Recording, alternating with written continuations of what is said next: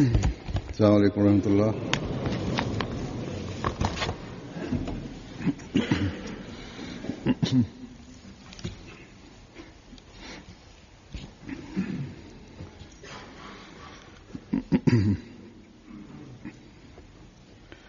أشهد أن لا إله إلا الله وحده لا شريك له وأشهد أن محمدا عبده ورسوله أما بعد فأعوذ بالله من الشيطان الرجيم بسم الله الرحمن الرحيم الحمد لله رب العالمين الرحمن الرحيم مالك يوم الدين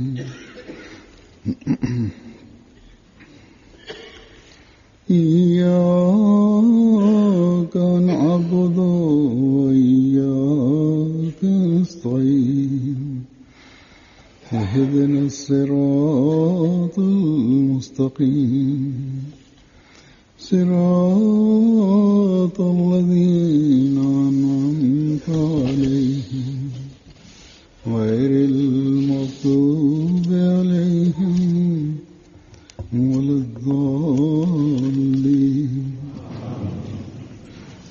Hotuba hii halifa mtukufu ni ya tarehe 10 ya mwezi wa kwanza 2014. Halifa mtukufu ayyadahullah taala ibn Salaziz anasema kwamba kabla ya Ijumaa mbili iliyopita, kwa kupitia hutuba ya halifa wa pili radhiyallahu taala anhu,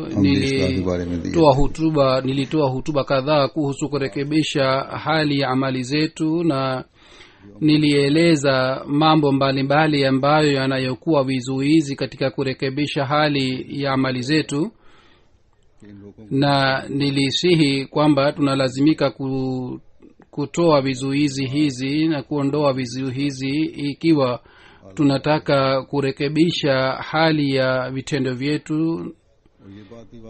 Na nilieleza waziwazi jambo hili pia kwamba vizuizi vinayopatikana katika kurekebisha hali vitendo ni vigumu zaidi kuliko vizuizi vinayopatikana katika itikadi zetu. Kuhusu mada hii nitazungumza tena leo. Tunatakiwa tukumbuke kwamba lengo la Sayyid Ahmad alayhi salatu wassalam si kurekebisha itikadi zetu, bali lengo la kuja kwake ni kuwa karibu na Mwenyezi Mungu na kurekebisha vitendo vyetu. Ni muhimu, na kwa ajili ya kazi hii Sayyid Ahmad alayhi salatu wassalam alikuja. Yani pamoja na kurekebisha itikadi, ni muhimu kutimiza haki za wengine. Kwa kufanya vitendo vizuri, mtu anatimiza haki ya Mwenyezi Mungu, vile vile anatimiza haki za wanadamu pia. Sayyid Ahmad alayhi salatu wassalam aliwahi kusema safari fulani kwamba kumbukeni maneno hayafai mpaka mtu anakuwa na vitendo vizuri. Kisha alisema Sayyid Ahmad alayhi salatu wassalam sehemu nyingine kwamba mupime vitendo vyenu.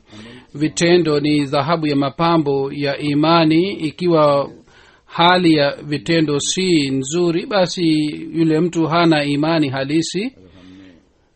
Basi ikiwa sisi tunataka kuwa wasaidizi katika kazi ya Sayyid Ahmad alayhi salatu wassalam na tunataka kutimiza lengo la kuja kwa Sayyid Ahmad alayhi salatu wassalam, hii inaweza kutokea wakati kila mmoja wetu ataondoa vizuizi vinavyopatikana katika kurekebisha vitendo vyake. क्योंकि ये अमल kwa sababu kurekebisha hali दूसरों की तवज्जो itavuta wengine upande wetu, na matokeo yake yatakuwa hivi kwamba tutakuwa wasaidizi katika kusambaza na kutimiza lengo la kuja kwa Sayyidina Muhammad alayhi salatu wasalam. क्या करना है। Basi kwa ajili ya kupata हमारे गालिबान hali hii tunalazimika kufanya nini? एक अमली इस्लाम Kwa sababu ikiwa tunataka kupata ushindi kwa ajili yake hii, tunalazimika kurekebisha hali ya vitendo vyetu na hali zetu. पैदा हो Kwa sababu ya kufanya hivi tutapata nguvu ya kurekebisha hali ya wengine pia. गालिबान का मकसद Lengo la kupata ushindi si hii kwamba tupate ushindi juu ya wengine na tupate masilahi ya dunia, bali tunaposema kwamba tunataka kushinda juu ya wengine, maana yake ni kwamba tuwalete watu katika miguu ya Mtume Muhammad sallallahu alaihi wasallam. में कोई फर्क नहीं है। Ikiwa tofauti haipatikani baina yetu na baina ya wengine, basi katika hali hii dunia ina haja gani ya kutusikiliza sisi na kutufuata sisi? Basi kwa ajili ya hii tunalazimika और फिर tuboreshe vitendo vyetu, kisha baada ya kuboresha tuendelee kufanya vile vitendo vizuri. Badala ya kupata athari ya wengine, tunalazimika tuache athari yetu juu ya wengine. Hazur anasema kwamba siku hizi wakati watu और मादियत wanaangukia dunia na wanapata athari ya dunia sana, sisi katika hali hii tunatakiwa tuchunguze sana hali zetu na tuwe waangalifu sana kuhusu vitendo vyetu, na kwa kufanya hivi से दुनिया के रोग से tutoe nje katika athari ya dunia, tusipate athari ya dunia. इन शैतानी Na बातों से निकाल dunia पia inatakiwa itolewe nje katika hali hii, ili ili sisi tuweze kutimiza haki ya Mwenyezi Mungu, बाती बन सके। लेकिन इसके रास्ते na dunia pia iweze kufanya hivi. Lakini katika njia hii kuna vizuizi chungu mzima. हमने अपने अंदर Kwa ajili ya kuondoa vizuizi hivi tunalazimika kuwa na nguvu ya aina hii kwamba tuweze kuondoa vizuizi hivi vizuri. Sisi kwa ajili ya kupambana na dunia tunalazimika kuwa na mpango maalum अपने ऊपर लागू करें ambao kila mmoja wetu atafuata ule mpango. और उसकी पाबंदी फिर करें। इसके लिए हमें Kwa ajili yake hii tunalazimika kutoa nafsi zetu na kujitolea na हमें ये हासिल kuwa na mazingira ya aina fulani. Ikiwa hatupati hali hii hatuwezi kufaulu.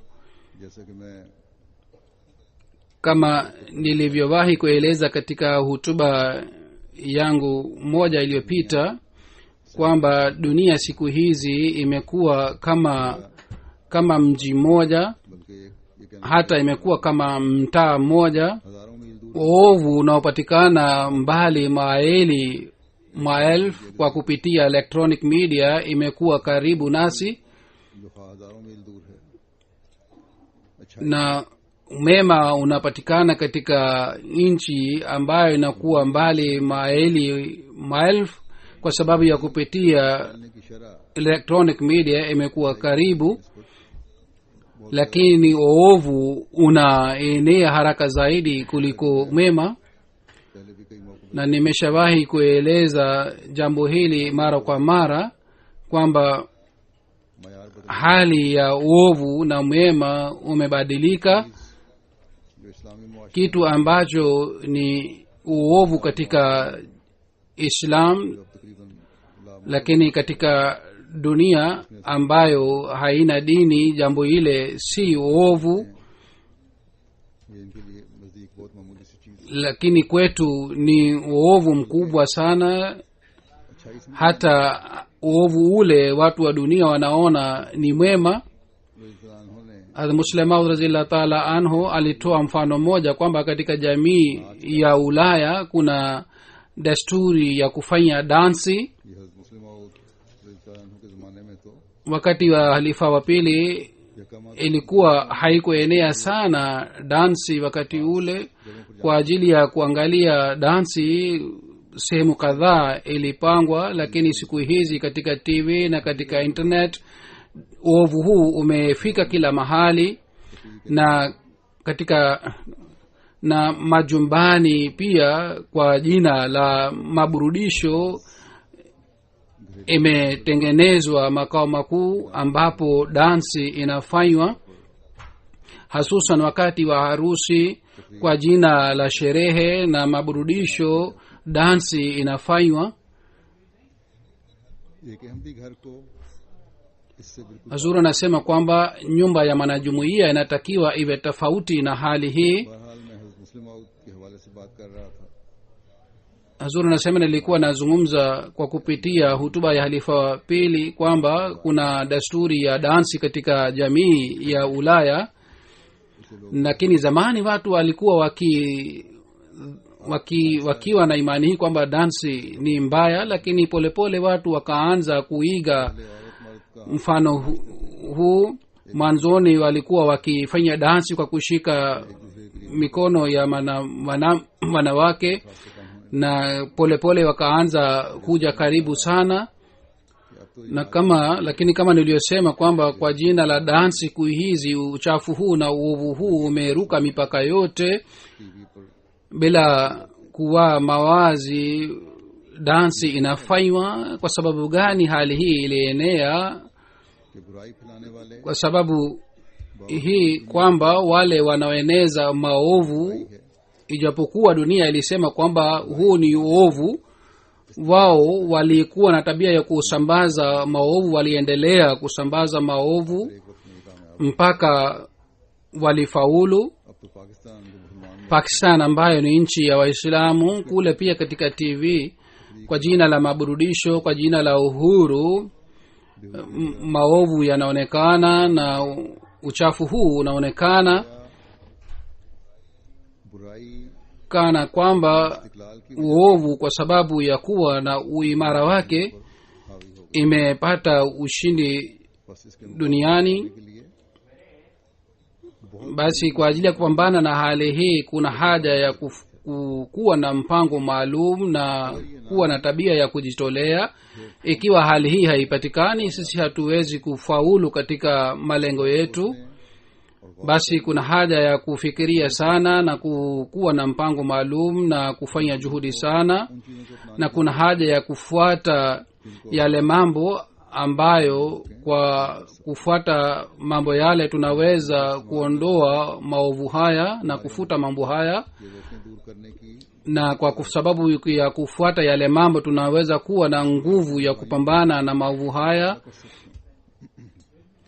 Kwa ajili ya kupata hali ile, Hadhrat Muslim radhiyallahu ta'ala anhu बड़े उम्दा रंग में katika njia nzuri ameeleza अगर अमली इस्लाह के लिए maelezo, ये बातें इंसान yani kwa ajili ya kurekebisha vitendo. कामयाबी Ikiwa mambo haya matatu yanapatikana, ndipo anaweza kufaulu. Na mambo haya matatu ni haya: ya kwanza ni kuwa na nguvu ya kufanya jambo au vitendo, ya pili ni kuwa na elimu ya kitu, na tatu ni kuwa na nguvu ya kufanya vitendo. Lakini hasa nguvu ya msingi ni nguvu ya kuwa na nia ya kufanya kazi, na ya pili ni kufanya vitendo vizuri. Kitu kilichowekwa katikati ya vitu hivi viwili, kitu hiki kinaacha athari juu ya nguvu zingine mbili. Ikiwa mtu ana elimu ya kitu, basi inaacha athari juu ya kuwa na nguvu ya kufanya jambo fulani, na kisha inaacha athari juu ya kufanya vitendo vizuri pia. Ili mradi kwanza mtu anatakiwa कि कुव्वत akumbuke kwamba अमली ही kwamba nguvu na sifa ya kufanya vitendo na kisha kufanya vitendo vizuri ni vitu ambavyo vinaacha athari juu ya vitendo vya mwanadamu. Eradi को Kwa ajili ya hii tunalazimika tuboreshe nguvu ya kuwa na nia ya kurekebisha hali yetu, कुव्वत अमली के नक्स को na kasoro inayopatikana katika nguvu ya vitendo vyetu इरादा ile kasoro ifutwe, तो तभी हम जो बुराई ndipo tunaweza और इरादे की मजबूती kuondoa na kufuta maovu, करने की कुव्वत जो है, ताकत जो है हमारे अंदर, उसकी कमजोरी जो है उसको दूर na nguvu ya kufanya vitendo itapatikana wakati tutakapoondoa kasoro inayopatikana katikati ya vitendo vyetu. Tunapochunguza हमारी kuhusu hii kwamba sifa yetu ya kufanya vitendo vizuri na nguvu yetu ya kufanya vitendo vizuri ikoje, इसमें बहुत कम नक्स है। tunakuta kwamba katika nia yetu kasoro haipatikani sana, तमाम ये अक्सर kwa sababu wanajumuia takriban wote wanataka में uchamungu upatikane ndani yao, वो इस्लामी अहकाम की waweze kusambaza mafundisho ya Islam और उसका na waweze kupata ukaribu na Mwenyezi Mungu. Kwa hiyo wanajumuia wote wanakuwa na nia hii.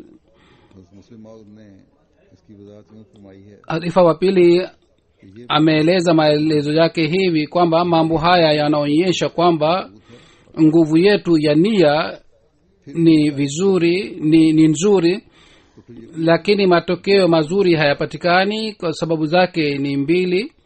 या तो ये Ya kwanza labda ni hii kwamba kwa ajili ya kufanya vitendo vizuri, nia na nguvu ya nia inayotakiwa haipatikani ndani yetu, जितनी कुव्वत इरादा lakini kwa ajili ya kurekebisha itikadi zetu, nguvu ya nia iliyotakiwa inapatikana ndani yetu. Ndiyo maana itikadi imerekebishwa, lakini kwa ajili ya kurekebisha vitendo, nguvu zaidi ilikuwa ikihitajika, ndipo vitendo havikurekebishwa vizuri, na ndiyo maana hatufaulu katika kurekebisha vitendo vyetu. कि हमारी Kisha tunalazimika kubali jambo hili pia kwamba जो बंदगी है खुदा ताला की हम katika करते हैं उसमें katika ubinadamu wetu kuna kasoro, कुव्वत na kwa sababu ya hii vitendo vyetu Eradi के असल vimepungua, यानी अमल की कुव्वत हमारी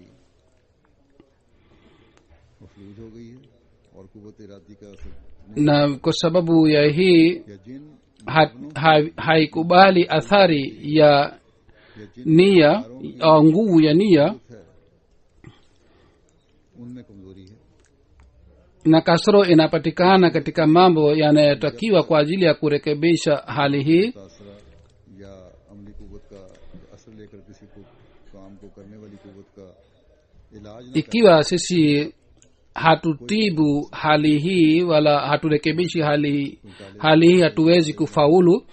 Kwa mfano, kuna mwanafunzi ambaye मगर याद नहीं anasoma lakini hawezi kuhifadhi vizuri masomo yake. उस वक्त तक उसे खा कितना Madamu कितनी बार ही उसे याद करो hali yake ya kuhifadhi masomo hairekebishwi, basi yeye hawezi kuhifadhi masomo yake. Hata tukitumia njia gani ya ya kuthibitisha na kuhakikisha kwamba amehifadhi masomo yake, सबक याद करवाने au tunalazimika kubadilisha njia ya वहाँ ये रिवाज है रटा लगाकर हर njia ya kumhifadhi masomo yake. Kwa mfano, katika Pakistan watoto wanasoma एक एक लफ्ज na wanahifadhi, hata wanakumbuka kila neno la kitabu, lakini katika के निज़ाम में आते हैं masomo ya Ulaya wanapokuja hawa wanafunzi, kwa sababu hapa ni tofauti, hapa wanafunzi wanasoma kwa kuelewa vizuri. Ndiyo maana inatokea baadhi wakati hivi kwamba wanafunzi wanaopata यहाँ बेहतर नंबर ले लेते हैं जल्दी अपने आप को ढाल लेते wanaopata ufaulu mdogo kule Pakistan wanapata ufaulu mkubwa hapa, na wale wanaopata ufaulu mkubwa Pakistan wanapokuja hapa wanapata ufaulu mdogo. Katika Rabwa mashule za jumuiya zilipounganishwa na bodi ya serikali, इम्तिहान का kule ilikuwa तो बहुत बहुत से तलबा ने लिखा ilikuwa tofauti ya kufanya imtihani. में तालीम है, Kwa hiyo wanafunzi wengi waliniandikia kwamba ऐसा नहीं अब नहीं ले सकते। kwamba wao hawapati ufaulu ule waliokuwa wakipata zamani, na sisi hatujui sababu yake ni nini. Huzur anasema kwamba baadhi wakati si swali la kuwa mwenye akili tu. Hata kama mtu anakuwa mwenye akili, lakini yeye hawezi kuhifadhi masomo yake vizuri, सिर्फ ज़हन की कमजोरी नहीं, na hii inatokea si kwa sababu ya hii kwamba yeye hana akili vizuri, bali sababu zake ni zingine. कमजोर हो, Lakini kama yeye si mwenye akili, katika hali hii anakuwa katika mushkil na katika shida. यहाँ ऐसे कमजोर जहन Katika nchi hizi za Ulaya inakuwa shule maalum kwa ajili ya watoto wa aina hii, बड़े अच्छे बच्चे na baadaye watoto wanaanza kuhifadhi vizuri masomo yao na wanakuwa wanafunzi wazuri. अमल Ilmuradi ठीक ही जो है वो परेशान कर देता है और कामयाब ufaulu haupatikani katika vitendo ikiwa njia haifuatwi sawa na masharti yake. करने के लिए तजवीज़ हुआ है। Basi kazi yoyote iliyopangwa kwa ajili ya kufanya vitendo, akili pia inatakiwa iwe sawa na ile vitendo, pengine ufaulu haupatikani. Basi sisi kwa ajili ya kurekebisha hali ya vitendo vyetu tunatakiwa tuchunguze kitu hiki. के इरादे से Tunalazimika tuone kwamba kwa sababu ya kuwa na nia ya kufanya mema, या हमारी नेकी के इरादे दिमाग के इस हिस्से पर क्यों असर नहीं करते, ile hali kwa nini haiachi athari katika vitendo vyetu, शुरू हो जाती है। na vitendo vyetu kwa sababu gani havirekebiki. Tunalazimika tuondoe vizuizi vinavyopatikana katikati ya nia yetu na vitendo vyetu. Kisha tunalazimika kuchunguza kwamba hali ya utumishi wetu ikoje. Tunalazimika kuchunguza kwamba katika juhudi yetu ya kufanya vitendo vizuri, नेक नियति nia halisi inapatikanaje, au kiasi gani nia halisi inapatikana. Basi kuna vizuizi vya aina mbili ambavyo vinakuwa vizuizi katikati ya vitendo vizuri. Ya kwanza ni kuwa na nia halisi na kuwa na nia ya kufanya vitendo, na ya pili ni udhaifu katika vitendo. और सूरत भी अमली इस्लाम में कमी Na और वो है kitu kingine ni kutokuwa na elimu असर डाल vizuri, na kitu hiki pia kinaacha athari juu ya vitendo vyetu. Katika vitendo vyetu vya maisha tunaona kwamba और अमल भी इल्म के nia pia inakuwa sawa na elimu na vitendo pia vinakuwa sawa na elimu. Mfano wake ni hivi kwamba ikiwa mwanadamu hajui kwamba wanajeshi 1,000 wako tayari kushambulia nyumba yake, na yeye anajua kwamba ni watu watashambulia labda ni 2 watatu, na sawa na ile hali atajiandaa. Lakini kama yeye anajua kwamba wanajeshi ni 1,000, sawa na ile hali yeye atajiandaa na atafanya maandalizi kupambana na wale wanajeshi. Basi kwa sababu ya kutokuwa na elimu, na kasoro inapatikana katika vitendo, कुव्वत इरादी को बढ़ा देती है। na kwa sababu ya elimu mtu anaboresha nia ya kufanya vitendo vyake.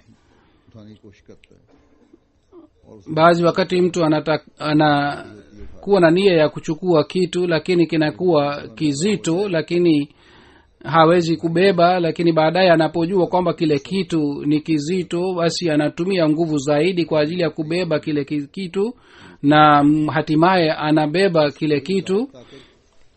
उसमें दूसरी Yeye hakupata nguvu बल्कि इल्म होने की वजह से tofauti na ile alikuwa anayo, lakini kwa sababu ya kuwa na elimu kuhusu kile kitu तरीक को ताकत का ametumia nguvu yake vizuri, ndiyo maana amefaulu katika kubeba kile kitu. Basi Mwenyezi Mungu ametupatia और ताकत का nguvu. Ikiwa tunatumia vizuri ile nguvu, basi kazi inafanyika vizuri bila wasiwasi, bila shida. और ये na hii inatokea kwa sababu ya kuwa na elimu ya kile kitu au ile amali. आम मामलात में भी ikiwa mtu hana elimu basi yeye anapata hasara katika mambo ya kawaida pia. basi sheria hii na kanuni hii itafaa इस्तेमाल और अमली कमजोरी katika kuondoa na kufuta kasoro inayopatikana katika vitendo, और इसके na kwa ajili yake hii mtu analazimika kupanua elimu yake उसके मुताबिक सही ili sawa na elimu yake atumie nguvu yake vizuri na aweze kushinda juu ya makosa yake. Hazrat Muslim Maud radhiyallahu ta'ala anhu alisema jambo hili pia kwamba Mwenyezi Mungu amempatia mwanadamu nguvu ya kufanya tofauti katika vitu viwili. मुआवजा कर सकता है दो चीजों के दरमियान, जो ये फैसला करती है कि फलां काम करने की Nguvu hii इतनी ताकत दरकार है, inaamua kwamba kwa ajili ya kufanya kazi fulani nguvu kiasi hiki inahitajika, सारी ताकत इंसान के हाथ में नहीं होती बल्कि दिमाग में। na nguvu yote inakuwa katika akili ya mwanadamu. Ikiwa mara kwanza mtu hawezi kufanya kazi fulani, kwa mfano nilitoa mfano wa kubeba mzigo. Ikiwa mtu mara ya kwanza hawezi kubeba mzigo, anatuma ujumbe kwa ubongo wake, na kwa sababu ya ujumbe ule inakuwa rahisi kwake kubeba ule mzigo. Na kuwa na tabia hii na nguvu ya kufanya tofauti pia inapatikana kwa elimu. Kwa sababu ya elimu, इल्म से मुराद iwe elimu ya ndani au ya nje, na elimu ya ndani mradi wake ni uzoefu, na elimu ya nje ni sauti za nje. Kama nilitoa mfano wa mshambulio wanajeshi kutoka nje, बाहर से हमले kutoka kwa nje kwa ajili ya kumtahadharisha yule mtu. बाहर की आवाजें Sauti za nje zilimtahadharisha, lakini niliotoa mfano wa kubeba mzigo, kwa ajili yake hii कुव्वत मुआवजा ने nguvu ya kufanya tofauti iliamua yenyewe. Yani mwanzoni इसे कम वजन समझते थे, hakuweza kubeba mzigo. Yeye aliona kwamba mzigo ule ni mdogo kama kilo 5, lakini mzigo ilikuwa kilo 10. Lakini sasa kwa ajili ya kubeba mzigo hii inatakiwa uongeze nguvu yako mpaka uweze kuwa na nguvu ya kubeba mzigo kilo 10. Ikiwa tunazingatia इसलाह kanuni hii, tunakuta kwamba mtu anaposimama kwa ajili ya kurekebisha hali yake, कि मुझे अपनी जदोजहद के लिए किस कदर ताकत nguvu yake ya kurekebisha hali yake inaamua kwamba kiasi gani anataka nguvu ya kurekebisha vitendo vyake. Na baadhi wakati kwa sababu ya kutokuwa na elimu ya kitu hiki, mtu hawezi kurekebisha vitendo vyake, उसे खबर na hii inatokea kwa sababu ya kutokuwa na elimu vizuri. अमली इसलाह के लिए किस कदर Yani kwa ajili ya kurekebisha hali yake kiasi gani, nguvu kiasi gani anahitaji. इशार करती है, और यही है जो अदम इल्म की वजह से Na kwa sababu ya hii kutokuwa कुव्वत मुआवजा na elimu mtu anaghafilika. Ikiwa mtu anakuwa na elimu, कि इसको basi nguvu yake इल्म नहीं होगा itamwambia kwamba atumie vizuri nguvu yake ile, और फिर इसी अदम इल्म की वजह ndipo atatumia vizuri. इंसान से Na kwa sababu ya kutokuwa na elimu mtu anafanya dhambi. जब ऐसे लोगों में Mtoto ambaye जो गुनाह के ambaye analelewa katikati ya watu ambao wanafanya madhambi kila wakati, झूठ के na wao wanasema kwamba bila kusema uongo hatuwezi kufaulu na kuishi. यहाँ जो इस आलम Hazur anasema hapa, nataka kusema jumuiya wanakuja hapa kwa ajili ya kufanya asylum. Sijui kwa sababu gani wanasema kwamba bila kuwa na historia ndefu au kuwa na historia ya uongo, sisi हालांकि कई kesi zetu कि अगर hazitakubaliwa. Hazuru anasema nimeshawahi kusema kwa mara chungu mzima kwamba ikiwa mnasema kweli basi kesi zinakubaliwa haraka. Ninazo mifano chungu mzima. Wengi wameniambia kwamba walisema ukweli na hawakuleta story ndefu, kesi zao zilikubaliwa haraka. बर्दाश्त नहीं होती, जहाँ हर वक्त अपना भी धड़का है और Na ukweli ni kwamba kule बहुत सी परेशानी Pakistan kuna shida za aina mbalimbali. Watoto wanasumbuliwa shuleni na vile vile तो अक्सरियत tunasumbuliwa. Kwa hiyo kuna mambo ya aina hii. Kwa sababu mambo haya kesi zinakubaliwa, tunalazimika tushike ukweli na la tumtegemee Mwenyezi Mungu. ये झूठी कहानियां जब बच्चों के सामने जिक्र हों कि हमने जज को ये कहानी Na stori hizi za uongo zinapoelezwa mbele ya watoto, watoto pia wanaona kwamba kusema uongo si dhambi. अगर झूठ ना बोलते Tusingesema uongo basi labda kesi yetu isingekubaliwa. ही है ये Na watoto wanakuwa na wazo hili kwamba तमाम तरक्यात uongo ni ufunguo wa kupata ufaulu duniani, कि आजकल भला कौन है जो au wanaweza kuwa na wazo hili kwamba ni nani duniani anayesema ukweli. Au watoto wanaweza kuwa na wazo hili kwamba bila kusema uongo hawezi kupata ufaulu duniani.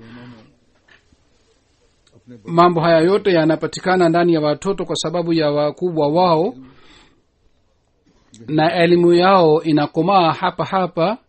Yani kusema uongo si dhambi, na matokeo yake yatakuwa nini, ambayo ni dhahiri kwamba watakapokuwa wakubwa, ऐसे बच्चे को झूठ बोलने का मौका sehemu yoyote wakipata nafasi ya kusema uongo, फैसला yeye atataka कुव्वत मुआजना उसे uamuzi kutoka kwa nguvu yake ya kufanya tofauti baina ya uovu na mwema. Basi kule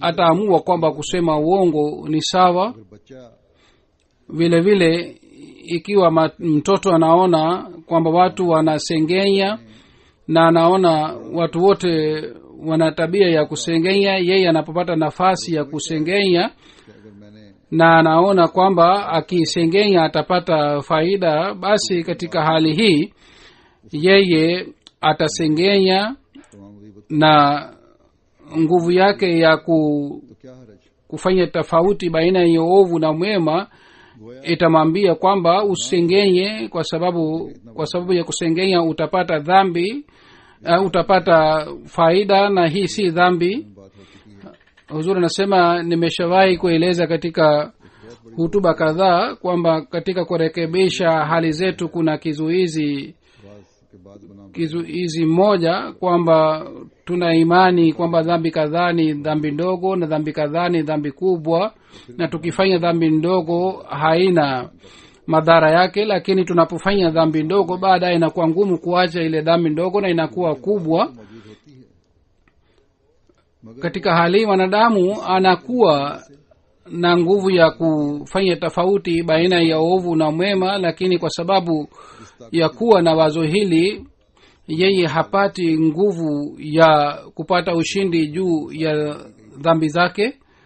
Kama nilitoa mfano wa mtu anayebeba mzigo, लेकिन जब दिमाग ने wakati ज्यादा वजन उठाने wakati akili ilipotuma ujumbe wa kubeba mzigo mzito, उठाने का ndipo aliweza kubeba ule mzigo mzito.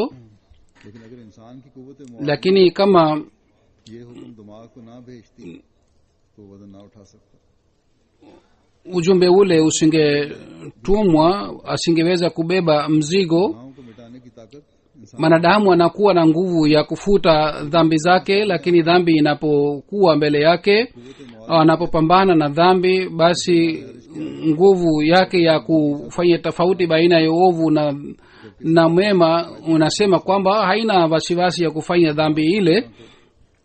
Basi मिटाने katika hali hii yeye anafanya dhambi ile na anakosa nguvu ya kufuta ile dhambi, और गुनाह na katika hali hii anafanya dhambi.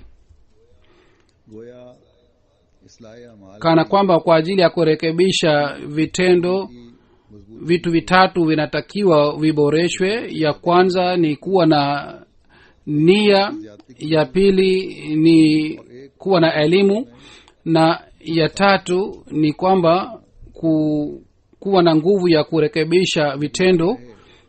Inatakiwa ikumbukwe hii pia kwamba kuwa na elimu pia ni sehemu ya nia ya mwanadamu, के इल्म की ज्यादती के साथ kwa sababu ya kuwa na elimu mtu anaboresha nia yake ya kufanya vitendo.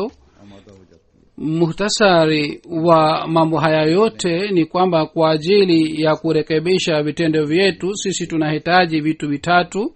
Ya kwanza, कुव्वत kuwa na nguvu ya कि वो बड़े kufanya kazi. अहल हो Ya pili, kuwa na elimu, कि हमारी कुव्वत इरादी अपनी जिम्मेदारी को महसूस करती है कि क्या सही ili tuweze kujua kwamba kitu gani ni nzuri na kitu gani ni mbaya, और उस पर अमल करने के लिए पूरा जोर लगाना है। na गफलत में रहकर इंसान वाकई ना kwa kughafilika mtu asikose nafasi ya kurekebisha hali. Na ya tatu ni kuwa na nguvu ya kurekebisha vitendo, yani viungo vyetu vifuate हुक्म मानने से amri zetu. ये बातें गुनाहों से निकाल Vitu hivi vinasaidia katika kufuta madhambi na vinasaidia kurekebisha vitendo vyetu. उस जबरदस्त अफसर की Tunalazimika tuboreshe nguvu yetu ya nia kiasi hiki kama officer और उसूलों anawalazimisha wengine wafuate amri zake zote, और किसी मसलियत को na yeye hakubali udhuru wowote katika amri yake. हमें छोटे बड़े Sisi tunalazimika kujizuia katika dhambi zote kwa kutokufanya tafsiri za dhambi ndogo na dhambi kubwa. सही इल्म हमें उन नाकामियों से Elimu sahihi जो कुव्वत मुआवजा itatusaidia गलतियों की वजह से पैदा होती katika kufanya tofauti baina ya ovu na mema. है, इसकी मिसाल में दे चुका हूँ। हिस्स मर जाती है। छोटे और बड़े गुनाहों के चक्कर में इंसान रहता है और इस्लाह का मौका हासिल Na kwa sababu ya kutokuwa na elimu mtu anakosa nafasi ya kurekebisha hali yake. की वजह से Baadhi wakati inatokea hivi kwa sababu ya kutokuwa na elimu mtu hawezi kuamua होना चाहिए kwamba afanye nini au analazimika kufanya nini. होगी Vile vile anapokuwa na nguvu ya kurekebisha vitendo vyake, katika hali hii कबूल करते हैं। tabia yake itakubali ishara ya nia yake ya kurekebisha amali. याद रखना चाहिए Hazrat Muslim Maud ameeleza nukta hii pia kwamba uzoefu wa nguvu ya kufanya vitendo inakuwa ya aina mbili. Ya kwanza ni ya hakika na ya pili ni yasiyokuwa na hakika.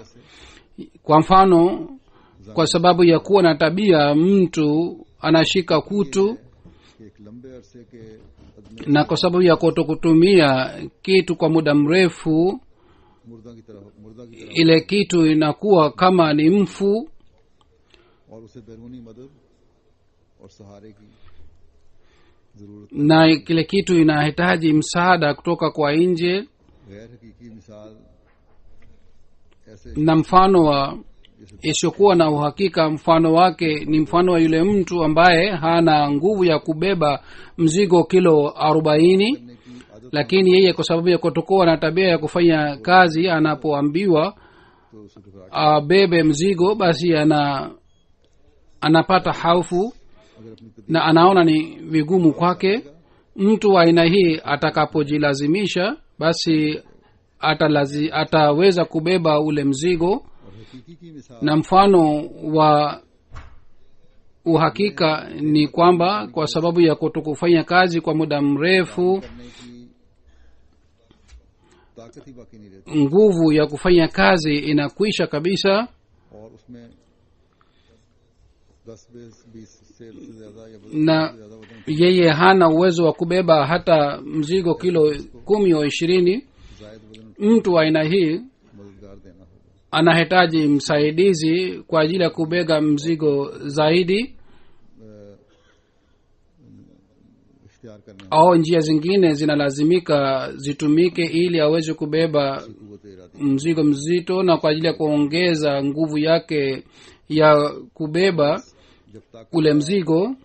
खजाना मौजूद Basi ikiwa hakuna hazina ya nguvu बैरूनी जरा katika hali hii, msaada unatumiwa ili kazi ifanywe vizuri, na hii ndiyo ni hali ya kurekebisha vitendo. Na kwa ajili ya watu tofauti एक ही इलाज हर tiba mbalimbali inahitajika. के लिए कुव्वत Kwa ajili ya wengine ni muhimu nguvu ya kufanya kazi iboreshwe. Baadhi kwa ajili ya wengine nguvu ya kufanya vitendo vizuri inatakiwa iboreshwe, उनकी ताकत से na kwa ajili ya wengine ikiwa mzigo ni mkubwa na hawezi kubeba katika hali hii, anahitaji msaidizi na jumuiya inahitaji imsaidie, बस हमें na idara za jumuiya zinatakiwa zimsaidie. इन बातों की तरफ तवज्जो Basi sisi tunatakiwa tuzingatie mambo haya yote, इन बातों को पैदा करने की na tunatakiwa अपनी कुव्वत इरादी को tuboreshe nguvu yetu ya kufanya vitendo na tuboreshe vitendo vyetu ili tuweze kutimiza lengo la kuja kwa Sayyidina alayhi salatu wassalam. हमारी सलाहियतें जो हैं अल्लाह ताला ने जो हमें Na nguvu aliyotupatia Mwenyezi Mungu isije ikapata kutu. दिखा इंशाअल्लाह आइंदा Maelezo yake nitaeleza siku ingine inshallah. Hatimaye ninasoma maandiko ya Sayyidina alayhi salatu wassalam. Sayyidina alayhi salatu wassalam alisema kwamba kutaka और अपनी कुव्वत msaada wa kurekebisha hali kutoka kwa Mwenyezi Mungu na kufanya juhudi kwa ajili yake, hii ni sifa ya imani. बस अल्लाह ताला से सलाह चाहना, अपनी कुव्वत Kutaka msaada kutoka kwa Mwenyezi Mungu मजबूत करना na और कुव्वत का खर्च करना kutumia nguvu kwa ajili ya kurekebisha hali na vitendo जब ये इजहार ndiyo ni imani. तो यही ईमान है। और फिर बंदा हर Katika hali hii mwanadamu anafanya kila kazi kwa ajili ya ridhaa ya Mwenyezi Mungu na anamwelekea Mwenyezi Mungu kila wakati. Kisha alisema Sayyidina alayhi salatu wassalam kwamba ninyi mwonyeshe mifano yenu, na mifano yenu iwe ya aina hii kwamba watu waige kwa kuona ile mfano, na mwanga na nuru ipatikane ndani ya ile mifano. सफाई और चमक ना होगी, कोई Ikiwa usafi na nuru haipatikani katika lakh आला mifano yenu, hakuna atakayenunua mifano yenu. नहीं पहुंच सकेगा। Ikiwa hali hii haipatikani, nyinyi hamwezi kupata daraja yoyote duniani. Kwa ajili ya kurekebisha vitendo, kuna haja ya kuchunguza sana vitendo vyetu na kufanya juhudi sana ili kila mwanajumuiya aweze kutimiza lengo la kuwa mwanajumuiya, na sawa na matamanio ya Sayyidina alayhi salatu wassalam sisi tuweze kuwa Waislamu hasa. Mwenyezi Mungu atuwezeshe tuweze kufanya hivi, amin. Huzur anasema baada ya swala nitaswalisha jeneza moja ghaibu ya Master Mashrak Ali Saheb MA wa Calcutta, India, tarehe 3 ya Januari 2014, takriban katika umri wa miaka 80 katika mji wa Qadian alifariki. Inna lillahi wa inna ilaihi rajiun. Tangu mwaka moja alikuwa anaumwa, alikuwa anaugua, alipelekwa Japan na watoto wake, kule alipona, lakini siku hizi alikuwa nakaa na binti yake kule Qadian. 1965 alijiunga na jumuiya kwa kufanya bayat. Tangu mwaka ule mpaka mwisho wa maisha yake aliendelea kufanya mahubiri sana. 48 साल Alitumikia jumuiya miaka 48. Aliwahi kuwa sati tabligh, kai Khuda Mola Ahmadiyya, Nazam Sarullah, naib amir na amir wa Calcutta, na aliwahi kuwa amiri wa mkoa wa Bengal na Calcutta. इसी तरह नेपाल के Alikuwa in charge wa mambo ya mahubiri ya Nepal. Katika lugha ya Kibangali alikuwa akitoa gazeti la Al-Bushra, na alikuwa akituma नाज़ वाला कादियान इनाम Nar Saheb Qadian Inam Gauri Saheb anasema kwamba आपके साथ Bengal nimetembelea pamoja naye katika Bengal na Calcutta. और तकारीर करने Yeye alikuwa haogopi hata katika hatari, pia alikuwa akitoa hutuba. mara 2-3 katika hatari sana. Sisi tulitoka नुकसान पहुंचा नंबरान महफूज रहे हर खतरे की जगह पर na alikuwa akienda katika kila hatari इलाके के बारे में अल्लाह ताला के ताईद और नुसरत के निशानात को na alikuwa akieleza Bengal nishani za Mwenyezi Mungu katika matembezi yake. Alikuwa mwenye shujaa sana na mpole sana. Alikuwa musi na amezikwa katika kaburi la Kadhian. Ameacha mabinti 3 na watoto wa kiume 2. Mtoto mmoja kila mwanajumuiya anajua ni Ismatullah ambaye anasoma shairi katika jalsa salana, na katika MTA pia amesoma shairi. Mwenyezi Mungu aiweke roho ya marehemu mahala pema na wajalie watoto wake pia wafuate nyayo zake. Amin.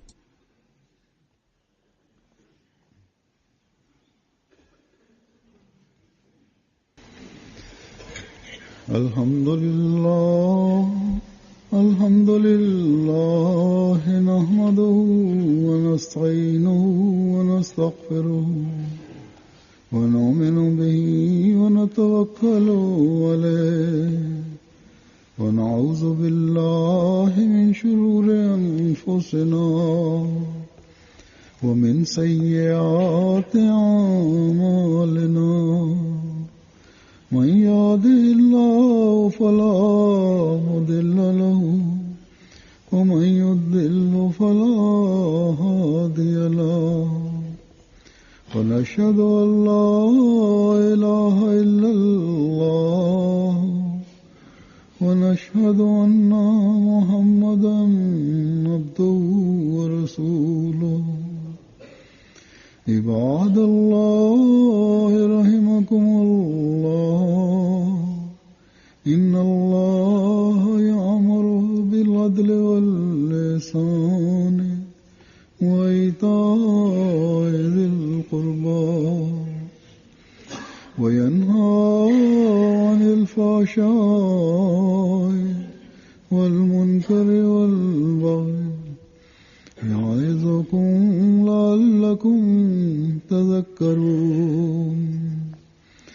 اذكروا الله يذكركم وادعوه يستجب لكم ولذكر الله أكبر.